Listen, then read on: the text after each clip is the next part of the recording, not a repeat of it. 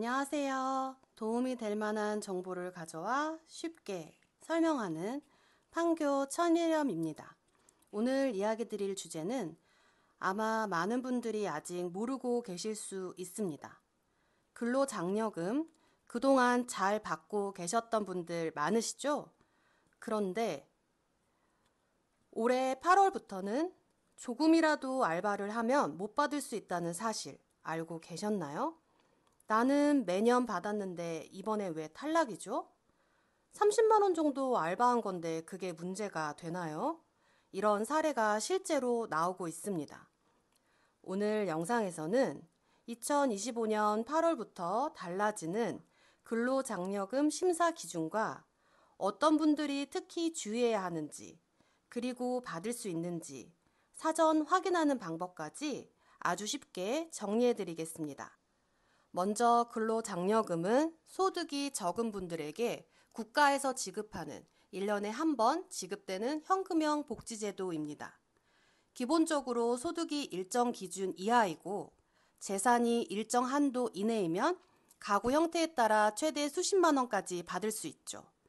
그런데 문제는 이제 그 소득이라는 기준을 훨씬 더 엄격하게 따진다는 겁니다. 예전에는 일부 소득이 빠져도 심사에 큰 영향이 없던 경우가 있었지만 올해 8월부터는 다릅니다. 단기 알바, 현금 일당, 택배 상하차, 식당 보조, 청소 용역 등 그 어떤 형태의 근로라도 국세청 시스템에 잡히면 심사 대상이 됩니다. 두 번째, 실제로 어떤 변화가 생기는지 핵심만 간단히 정리해 드릴게요. 하나, 소액 아르바이트 소득까지 모두 반영됩니다. 4대 보험이 안 들어가는 단기 일도 사업주가 소득 신고를 하면 그대로 다 잡힙니다. 월 20만 원 수준도 기준을 넘는데 영향을 줄 수 있어요. 둘, 가족 전체의 소득이 다 함께 계산됩니다. 본인만 보는 게 아니라 배우자나 자녀가 소득이 있으면 그것까지 포함해서 판단되기 때문에 가구 소득이 기준을 넘으면 탈락할 수 있어요. 셋, 기초생활수급자나 청년수당 등 다른 복지제도와의 중복 수급 여부도 정밀하게 검토됩니다. 이제는 복지 멤버십이나 홈택스 시스템 안에서 정보가 연동되기 때문에 내가 이미 다른 복지 혜택을 받고 있다면 그 내용이 국세청 심사 과정에서 자동으로 확인됩니다. 중복 수급이 제한되는 경우에는 별도 신고하지 않아도 탈락 처리될 수 있으니 주의하셔야 합니다. 넷, 부정 수급에 대한 환수와 처벌도 강화됩니다.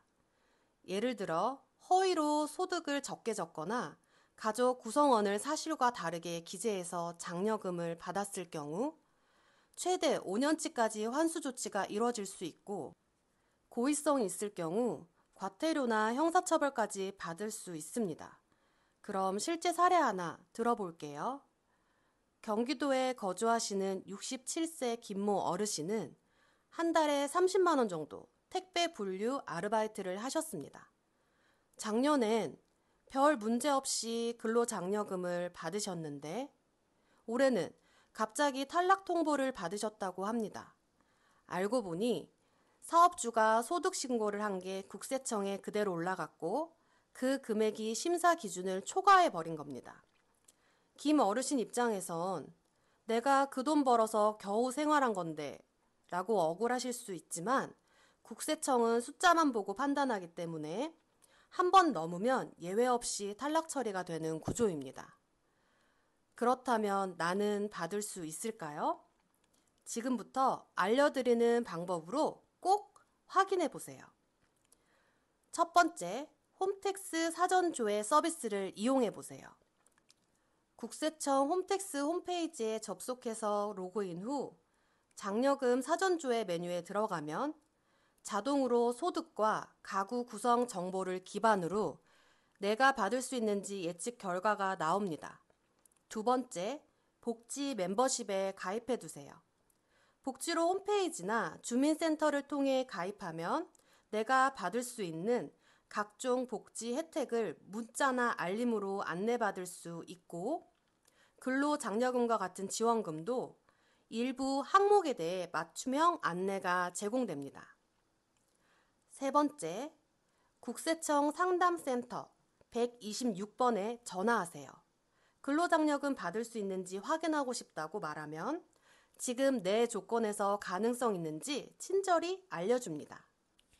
마지막으로 정리하자면 근로장려금은 소득이 낮은 분들께 꼭 필요한 중요한 복지입니다. 하지만 2025년부터는 단기소득, 가족 구성원의 소득, 다른 복지 수급 이력까지 종합적으로 아주 정밀하게 심사되기 때문에 단순히 신청만 하면 받을 수 있다고 생각하시면 탈락하거나 조건에 따라 환수 조치 받을 수도 있습니다. 특히 60대 이상 어르신들 중에 단기 아르바이트를 하고 계신 분들은 꼭 한번 확인해 보셔야 합니다. 조금 번거롭더라도 홈택스에서 사선조회 한번, 복지 멤버십 등록 한 번만 해두시면 내가 받을 수 있는 조건인지 미리 확인하고 대비하실 수 있습니다. 언제나 여러분들께 도움이 될 만한 정보를 가져오겠습니다. 오늘도 끝까지 영상 시청해 주셔서 감사합니다. 오늘 영상도 도움이 되셨다면 좋아요와 구독, 알림 설정까지. 감사합니다. 판교 천일염이었습니다.